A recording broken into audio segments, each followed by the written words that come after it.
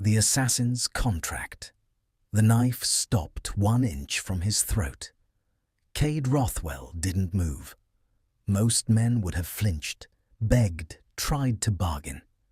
He simply stared at the woman crouched on his balcony railing, 30 stories above the city, her blade catching moonlight like a promise of death. "You're late," he said calmly. "I expected you an hour ago." The woman's eyes narrowed behind her mask. "You knew I was coming." "Of course. The Consortium never sends warnings before they send you." Kade gestured to the chair beside him. "Vex, isn't it? That's what they call you. The ghost who never misses." She dropped silently to the balcony floor, blade still ready. "If you knew I was coming, why didn't you run?" "Because running is pointless. You'd find me." He poured 2 glasses of whiskey from the bottle beside him. "And because I have a proposition. I don't negotiate. You will for this." Kade slid 1 glass toward her. "The Consortium hired you to kill me because I stole their research data. But what they didn't tell you is that data proves they're trafficking children for experimental augmentation procedures. Hundreds of kids, maybe thousands. I didn't steal it for profit. I stole it to expose them." Vex's grip on her knife tightened. "Lies. Check your secure drop.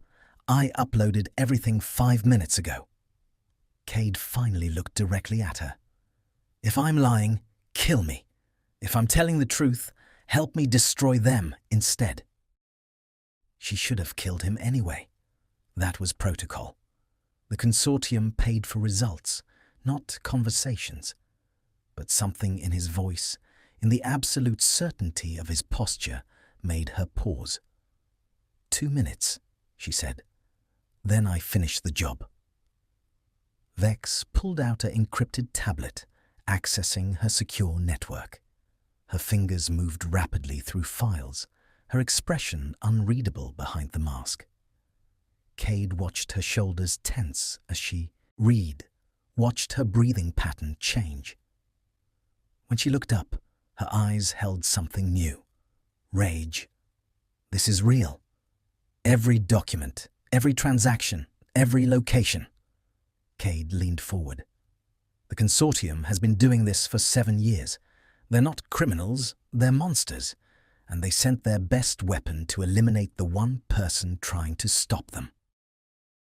Vex stood abruptly, pacing the balcony like a caged predator. "Why show me this? You could have leaked it anonymously." "Because anonymous leaks get buried. The Consortium owns media outlets, politicians, law enforcement. They'll bury this so deep it'll never resurface." He stood slowly, hands visible. "But an inside witness, someone from their own organization who can testify to their methods, their structure, their leadership, that they can't bury." "You want me to betray them. I want you to stop them. There's a difference. They'll kill me. They'll try. But you're Vex. You've survived worse." Kade's voice lowered. "And you know I'm right. You've probably suspected for years that something was wrong with the contracts you were taking. Now you know exactly what's wrong." Vex removed her mask slowly. She was younger than Kade expected, late 20s with sharp features and scars that told stories she'd never share. Her eyes held the kind of pain that came from seeing too much, doing too much. "If I do this, I need guarantees. Protection, new identity, resources. Done. I have safe houses in 12 countries, enough money to disappear forever, and connections that can create a new life from nothing." Kade extended his hand. "Partners?" She stared at his hand for a long moment. Trust was a foreign concept in her world. Trust got you killed. But something about this man, about the conviction in his voice, about the fact that he'd faced death without flinching. Partners. She shook his hand once. But if you're playing me, I'll make your death slow. Fair enough. Vex lowered her blade. So what's the plan? What neither of them knew was that this handshake would change everything. Not just the mission, not just their lives, everything. Kade's penthouse became their war room. Over the next 72 hours, they barely slept, mapping Consortium infrastructure, identifying key players, planning an exposure strategy that wouldn't get them both killed immediately. Vex worked with brutal efficiency, her knowledge of Consortium operations filling gaps in Kade's intelligence. She knew security protocols, safe house locations, communication encryption, the names and faces of every major operative. You've been with them a long time, Kade observed during a brief rest period. Since I was 16, they recruited me from a black site detention facility, said I could die there or become useful. Vex stared at her hands. I chose useful. Took me 10 years to realize useful just meant controllable. What changed? A contract 2 years ago. Target was a doctor who'd been treating sick kids for free in a war zone. Consortium wanted him dead because he'd witnessed something. I killed him.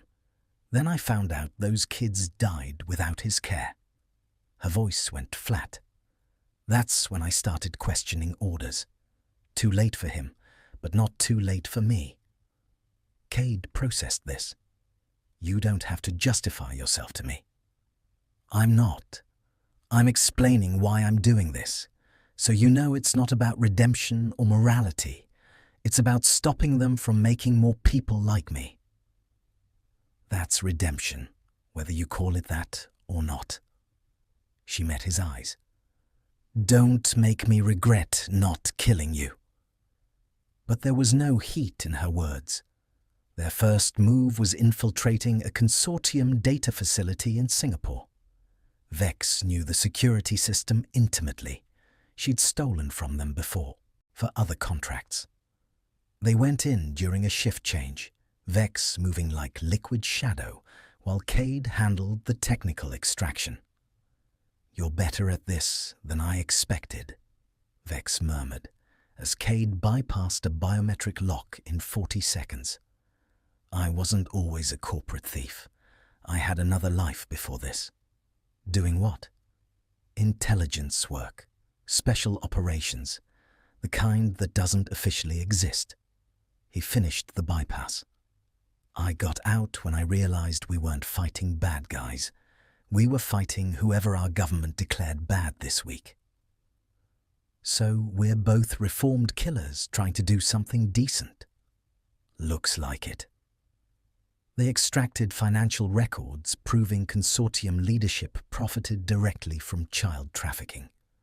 Hard evidence, impossible to spin.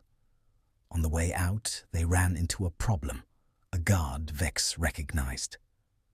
Chen, she said quietly, let us pass. The guard raised his weapon. You're blown, Vex. Consortium knows you flipped. There's a kill order on both of you. Then you know what happens if you try to stop me. Chen's hands shook slightly. They'll kill my family. Vex moved before Kade could react, disarming Chen with brutal precision, then injecting him with something that knocked him unconscious in seconds. Sedative. He'll wake up in 6 hours with a head injury and no memory of the last 15 minutes. She pulled out her phone, typing rapidly.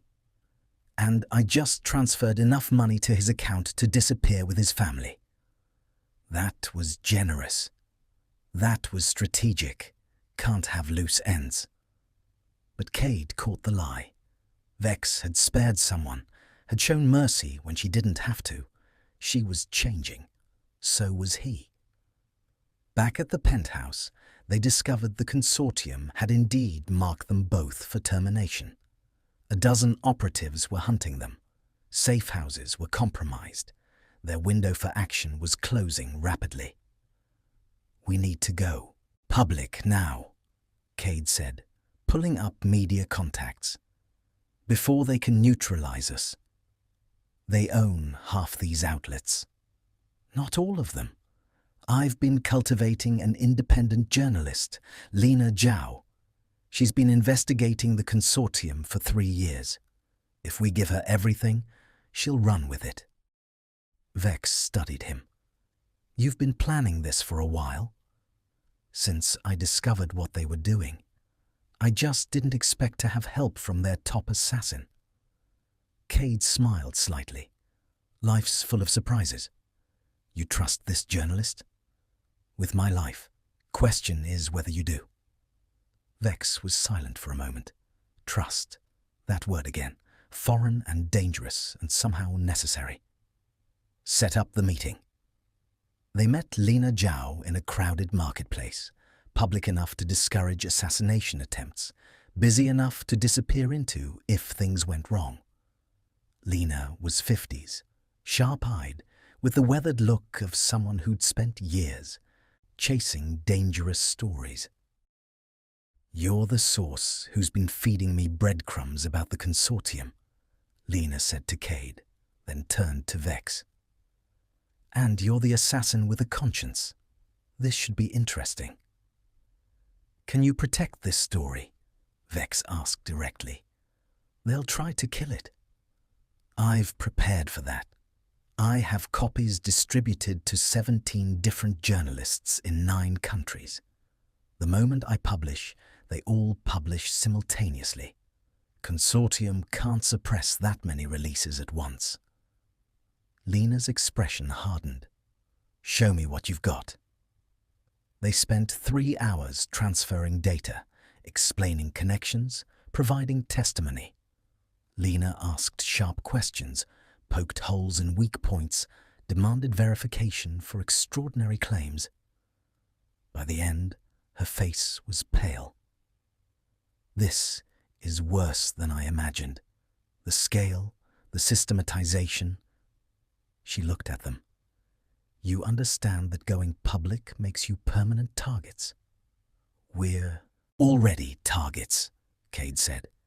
"Yes, but this makes it personal. Consortium leadership will spend millions hunting you. You'll never be safe." "We'll never be safe anyway," Vex added. "At least this way, their victims get justice." Lena nodded slowly. "I'll need 48 hours to prepare the story properly. Can you stay alive that long?" "We'll manage." What they didn't mention was that staying alive might require killing several people trying to kill them first. The Consortium sent their second-best team that night, 5 operatives, highly trained, well-equipped. They hit the penthouse at 3 a.m. with flashbangs and automatic weapons. Vex was already gone. She'd anticipated the attack, moved them to a backup location, and left a surprise for their visitors.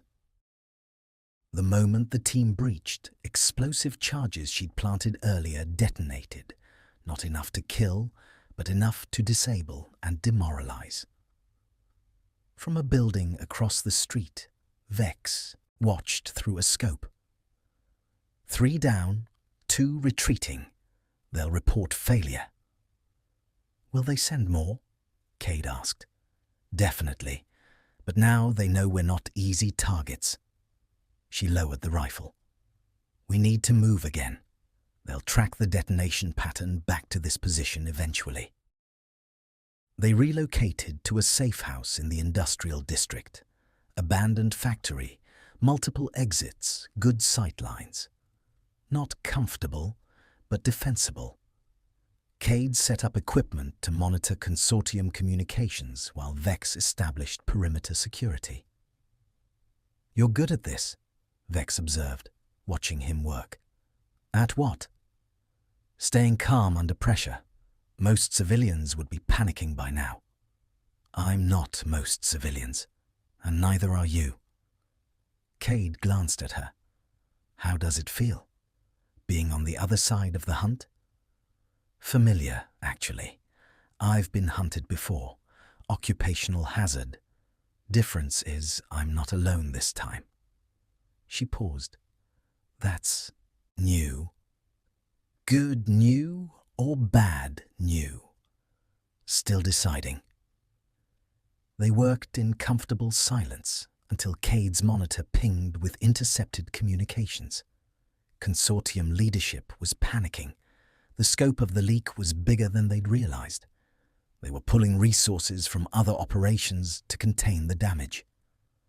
They're scared, Kade said with satisfaction. Good. Scared people make mistakes. Scared people also get desperate. Desperate people do terrible things. Vex checked her weapons. We need to be ready for anything. Define anything. They might go after Lena Zhao, or her family, or anyone connected to this story. Vex's jaw tightened. We need protection details on everyone involved. I'll make calls. Over the next 24 hours, they orchestrated a complex protection network, hired security for Lena's family, anonymous warnings to other journalists, safe extraction plans for anyone the Consortium might target. It was exhausting, expensive, and absolutely necessary. During a brief rest, sitting on the factory floor with cold coffee and exhaustion settling in, Vex asked the question that had been bothering her. Why are you really doing this? The truth. Kade was quiet for a moment. My sister.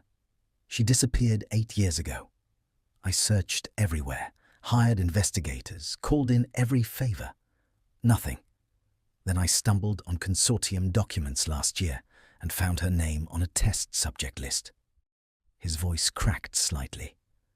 She was 16 when they took her.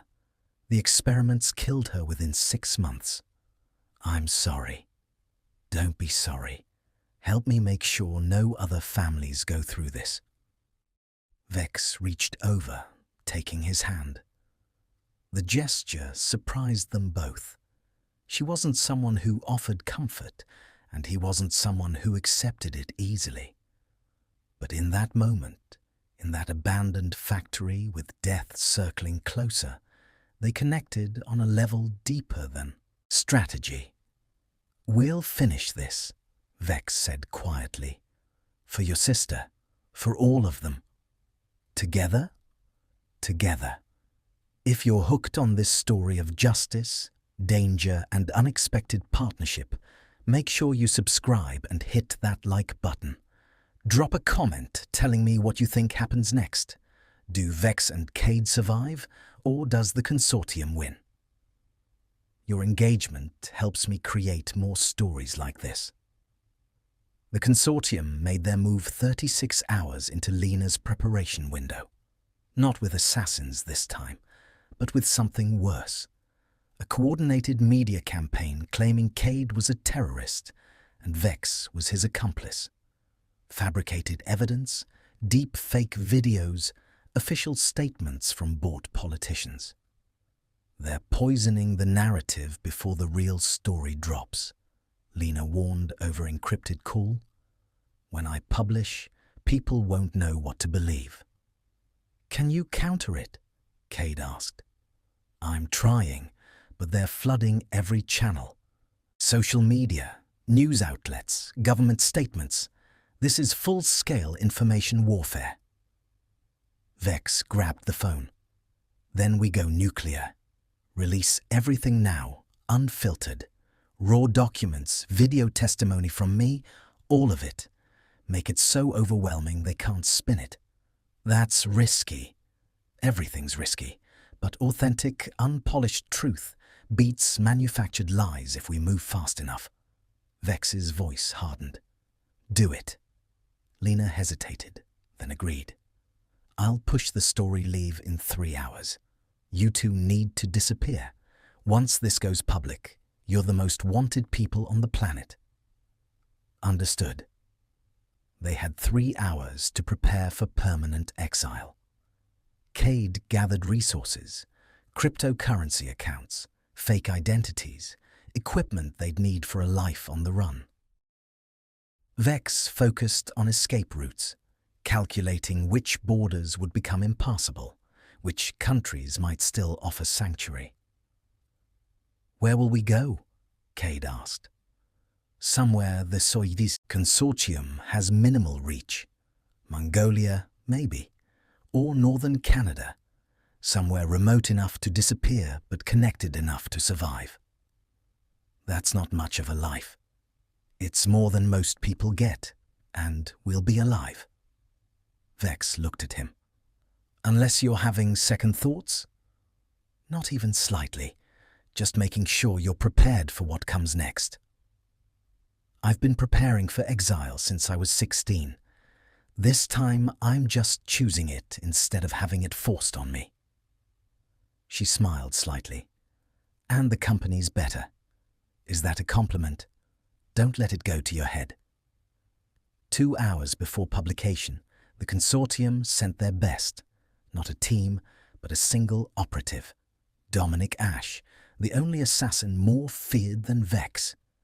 If she was a ghost, he was a natural disaster. He didn't sneak in. He walked through the front entrance of the factory, hands visible, no weapons drawn. "Vex," he called out. "I know you're here. We need to talk." She appeared on a catwalk above him, rifle aimed at his center mass. "Talk fast." "Consortium offered me 10 million to kill you both. I'm here to tell you I declined." "Why?" "Because I read the files you leaked. Because I've taken Consortium contracts for 12 years and never questioned what I was doing." Dominic looked up at her. "Because you had the courage to stop, and I'm tired of being their weapon." "This could be a trap." "It could be. But if I wanted you dead, you'd already be dead. I don't miss any more than you do." Vex studied him for a long moment, then lowered her rifle slightly. "What do you want?" "To help. The story goes live in 2 hours. Consortium will throw everything at stopping it. You need backup." Kade emerged from cover. "How do we know we can trust you?" "You don't. But Vex knows my reputation. I don't betray partners and I don't protect child traffickers." Dominic's expression hardened. "Let me help end this." Vex and Kade exchanged glances. Trust again.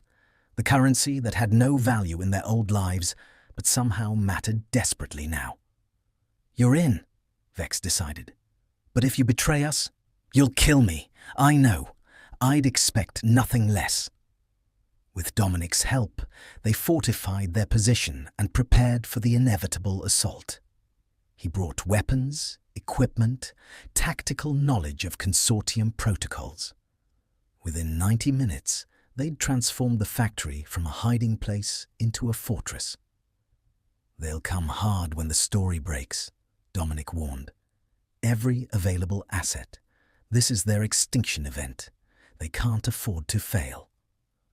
"Neither can we," Kade said grimly. The story went live at exactly 8 p.m., spreading across 17 news outlets simultaneously. Within minutes, it dominated global attention.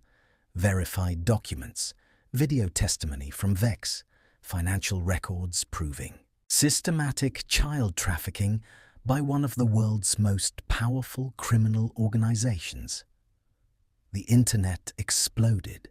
Social media couldn't suppress it. Mainstream media couldn't ignore it. Government officials who'd protected the Consortium suddenly faced criminal investigations. The careful structure the Consortium had built over decades crumbled in hours. But they didn't go quietly. The assault came at 9 p.m. Not 5 operatives or 10, but 30. Full military gear, heavy weapons, coordinated tactics. The Consortium was throwing everything at erasing the witnesses before law enforcement could act.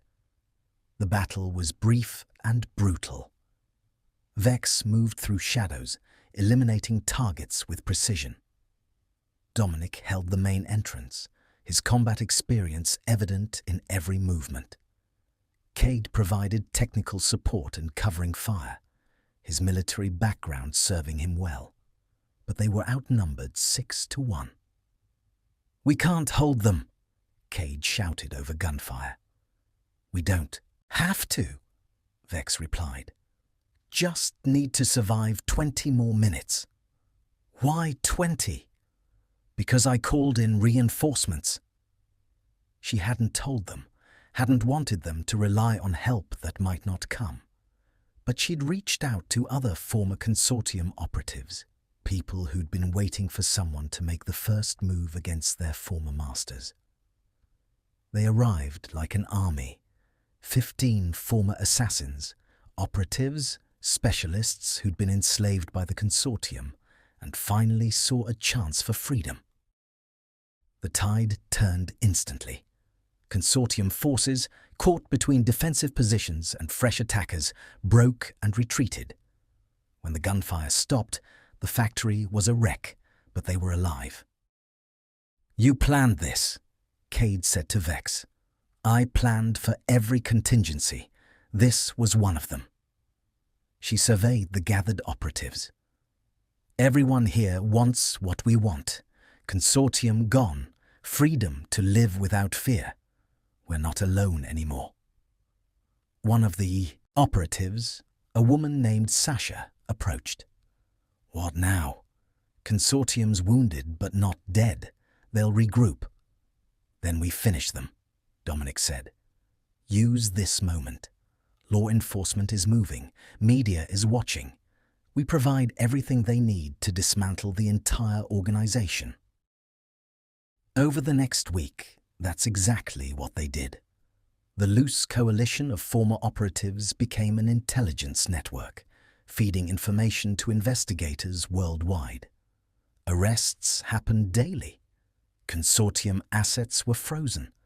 Leadership went into hiding or turned themselves in hoping for reduced sentences. Safe houses were raided, rescuing dozens of children who'd been slated for experimentation. Medical facilities were shut down. Financial networks collapsed. Within 2 weeks, the Consortium ceased to exist as a functional organization. But the work wasn't over. "These kids need support," Vex said, reviewing rescue reports.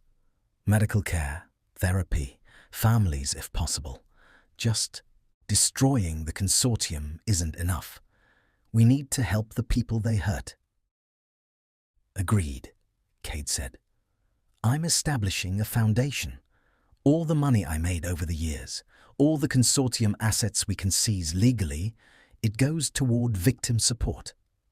That's millions of dollars. Good. They'll need it." He looked at her. "Will you help run it? You understand what they've been through better than anyone." Vex was quiet for a moment. "I'm not good with people." "You don't have to be. You're good at identifying problems and solving them efficiently. That's what these kids need. Efficient solutions, not empty sympathy." "You really want a former assassin running a victim support foundation?" "I want someone who understands survival running it. Everything else is details." She smiled slightly. "All right. Partners in crime become partners in charity. That's poetic." "Partners in everything," Kade corrected. The Yoik Foundation launched 3 months later, operating out of a secure facility with therapists, doctors, legal advocates, and educators. Vex threw herself into the work with the same intensity she'd once applied to hunting targets. Except now she was fighting to save people instead of eliminate them. Kade watched her transform, saw her awkward gentleness with traumatized children, saw her fierce protection of their privacy and safety, saw her smile when a kid made progress toward recovery. She was still dangerous, still deadly when necessary, But now those skills served something bigger. "You're happy," he observed one evening as they reviewed case files. "I don't know if I'd call it happy. Purposeful, maybe. Like I'm finally using my skills for something that matters." Vex looked at him. "Thank you for showing me this was possible. You did the hard part. I just provided the opportunity. Still, before I met you, I thought I'd just keep killing until someone killed me. Now," she gestured at the files, "now I'm building something. That's new." They'd become something neither expected, not just partners, but something deeper. They shared trauma, shared purpose, shared the weight of their pasts and the hope of their futures. Trust had evolved into something more complicated. One night, sitting on the foundation building's roof watching the city lights, Vex asked the question she'd been avoiding. "What are we?" Kade considered his answer carefully. Survivors who found each other, partners who chose to stay. Beyond that, he looked at her. "What do you want us to be?" "I don't know. Relationships aren't exactly my specialty. Most people I get close to end up dead. I've survived this long. I'm not planning to change that." "You're sure?" "Because my life is complicated. There are still people who want me dead. I have nightmares 3 times a week, and I'm terrible at emotional vulnerability. I was hunted by a global criminal organization. I have trust issues from 20 years of covert operations, and I sometimes wake up thinking I'm still in combat zones." Kade smiled. "Seems like we're well matched." Vex laughed, genuine, unguarded. "When you put it that way, we don't have to define it. We can just continue, building this foundation, helping these kids, being there for each other when things get hard. Call it whatever feels right." "What if I want to call it something more than partnership?" "Then call it that." She leaned against him, a gesture of trust she rarely offered. "I never thought I'd get to have this. A purpose beyond survival. Someone who understands without me having to explain.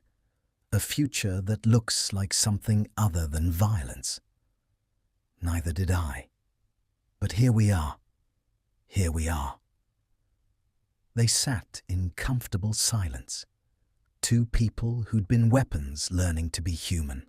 2 souls who'd found each other in darkness and chosen to walk toward light together.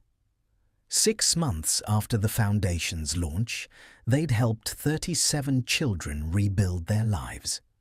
Some were reunited with families, others placed with carefully vetted foster parents. A few older teens opted for independent living with Foundation support. Every success felt like redemption for past failures. Dominic had become their security director, using his tactical expertise to protect the Foundation and its residents. Sasha led their intelligence division, tracking remaining Consortium cells and stopping them before they could regroup. The coalition of former operatives had evolved into a network dedicated to destroying human trafficking organizations worldwide. "We've become what we once destroyed," Dominic observed during a strategy meeting. "An organization that operates in shadows, uses violence when necessary, pursues objectives most people never hear about. With uncritical difference," Vex said. "We protect instead of exploit. Everything we do serves victims, not profits. That's a thin line sometimes. It's the only line that matters." The Foundation expanded, opening facilities in 3 countries, developing treatment protocols specifically for children traumatized by organized crime. Vex became an unexpected expert, consulting with law enforcement and advocacy groups about effective intervention strategies. Kade focused on the financial and legal infrastructure, ensuring the foundation could operate independently and withstand attempts at corruption or infiltration. He was meticulous, paranoid even, but it kept them safe. "You've built something incredible," Lena Zhao told them during a follow-up interview. "Most people who go through what you did end up broken. You turned it into something constructive." "We're still broken," Vex corrected.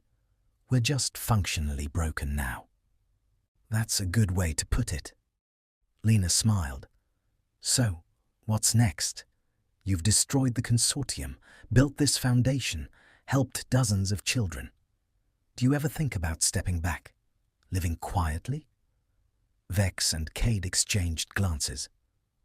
"No," they said simultaneously. "There are other organizations like the Consortium," Kade explained. "Other networks exploiting vulnerable people. This work doesn't end just because we stopped one group." "We're in this permanently," Vex added, "until there's no one left to save or we can't fight anymore." "That's admirable. Also slightly terrifying." "We're comfortable with terrifying."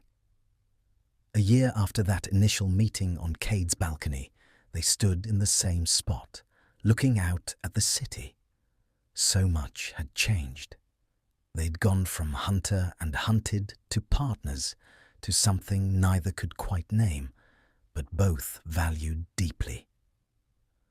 "Do you ever regret it?" Vex asked. "Not killing me that first night?" "Not even once. Do you?" "No. But I sometimes wonder what would have happened if I'd completed the contract. If I just killed you and walked away. You'd still be working for monsters.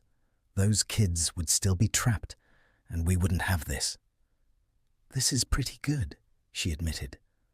"Just pretty good?" "Okay, it's exceptional. Happy?" Kade pulled her close. "Very." They'd learned something crucial through their journey, that redemption wasn't a destination, but a choice made repeatedly. That trust was built through action, not words. That partnership meant accepting someone's past while helping them build a better future. Neither would call their story a romance in any traditional sense. They'd been thrown together by violence, bonded through shared trauma, built something functional from broken pieces. But it worked. They worked. "What do you think happens next?" Vex wondered aloud. "More of this. Fighting when necessary, building when possible, surviving together." Kade smiled. "Unless you have a better plan." "That sounds perfect, actually." They stood together as the city awakened below them, two people who'd been designed for destruction learning to create instead. Two souls who'd found each other in darkness and refused to let go. The foundation continued growing. Their network continued expanding. Children continued healing.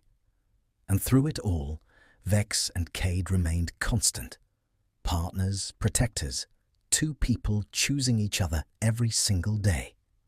Not because they needed each other, but because they wanted to. And in a life defined by violence and survival, that choice meant everything. Before we wrap up this intense journey, if this story of redemption and transformation moved you, show some love by hitting that subscribe button. Like this video and comment below telling me which moment resonated most. Was it Vex sparing the guard, or Kade revealing his sister's story? Your comments fuel more stories like this. Don't forget to turn on notifications so you never miss an upload. Thanks for sticking with this story until the end. And remember, sometimes the most dangerous people make the best heroes.